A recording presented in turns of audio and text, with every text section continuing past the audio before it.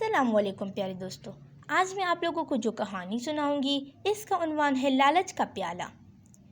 ایک دفعہ کا ذکر ہے کہ کسی گاؤں میں ایک بہت ہی غریب دھوبی رہتا تھا۔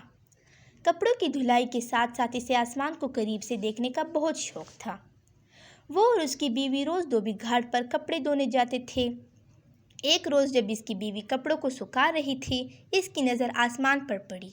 کیا دیکھتی ہے کہ آسمان سے ایک ہاتھی اڑتا ہوا زمین پر اتر رہا ہے۔ جیسے ہی وہ زمین پر اترا تو وہ غائب ہو گیا۔ 2-3 روز تک وہ دونوں یوں ہی ہاتھی کو زمین پر اترتا دیکھتے رہے۔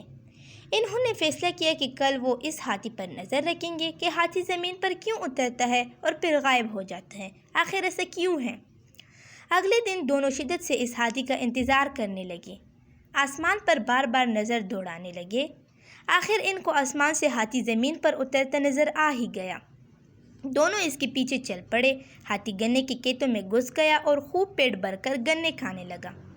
ہاتھی کا پیٹ بھرا اور اڑنے کی تیاری کرنے لگا۔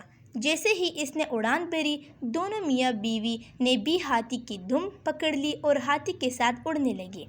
ہاتھی آسمان کی بلندیوں کو پہنچا تو دھوبی کیا دیکھتا ہے کہ ایک پہاڑ ہیرے سونے کی جواہرات سے چمک رہا ہے۔ یوں لگ رہا تھا جیسے کوئی اپنا خزانہ یہاں چھوڑ کر بھول گیا ہے۔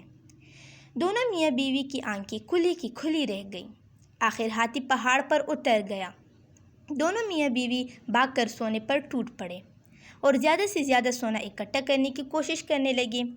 رات کے بڑھتے اندھیرے سے پریشان ہونے لگے۔ انہوں نے سوچا کہ صبح ہوتے ہی وہ ہاتھی کی دم پکڑ کر زمین پر اتر جائیں گے۔ آخر صبح ہوئی اور ویسا ہی کیا۔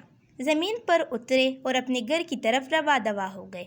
ایک غریب دھوبی جو روز بروز امیر ہوتا جا رہا تھا، اس کو دیکھ کر سارا گاؤں حیران و پریشان ہو گیا کہ اچانک ایسا کیا ہوا کہ دھوبی اتنا امیر ہو گیا ہے۔ گاؤں کے لوگ دھوبی کے پاس آئے اور اس کی یوں اچانک امیر ہونے کا راز پوچھنے لگے۔ دھوبی نے ان کو کچھ نہ بتایا۔ ایک دن دھوبی کسی کام سے شہر سے باہر نکل گیا۔ اس بات کا فائدہ اٹھاتے ہوئے ان کی ہمسائی دھوبن کے پاس آئی اور باتوں باتوں میں خزانے کا راز اگلوایا۔ رات کو جب دھوبی واپس آیا، دھوبن نے سارا ماجرا بتایا۔ دھوبی کو اپنی بیوی کی اس حرکت پر بہت غصہ آیا، مگر اب بات ہاتھ سے نکل چکی تھی۔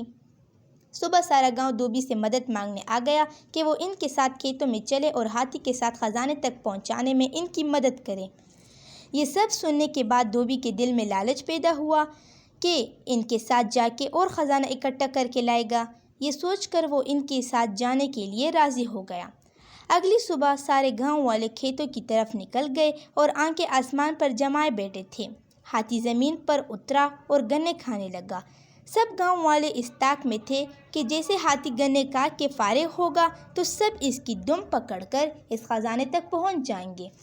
جیسے ہی ہاتھی اڑنے لگا، سب نے اس کی دم پکڑ لی۔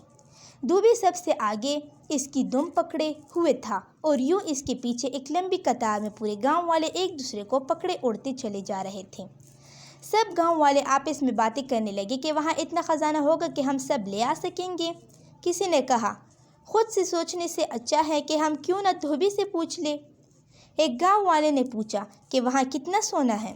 دھوبی خزانے کی لالچ میں گاؤں والوں کے ساتھ چل دیا تھا۔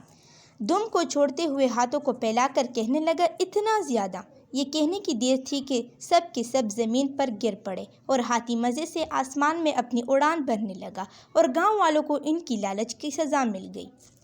پیارے بچوں، اس کہانی سے ہمیں یہ سبق ملتا ہے کہ انسان کی لالچ کا پیالہ کبھی نہیں بھرتا، کیونکہ اس میں ناشکری کے سوراخ ہوتے ہیں جو ان کو بھرنے نہیں دیتے ہیں۔ پیارے دوستو، اگر آپ کو ہماری ٹاپ لرننگ سٹوریز پسند آتی ہیں تو پلیز ہماری یوٹیوب چینل کو سبسکرائب کیجیے اور بیل آئیکن پر کلک کیجیے تاکہ میری ہر نئی آنے والی ویڈیو آپ تک پہنچ سکے۔ اللہ حافظ۔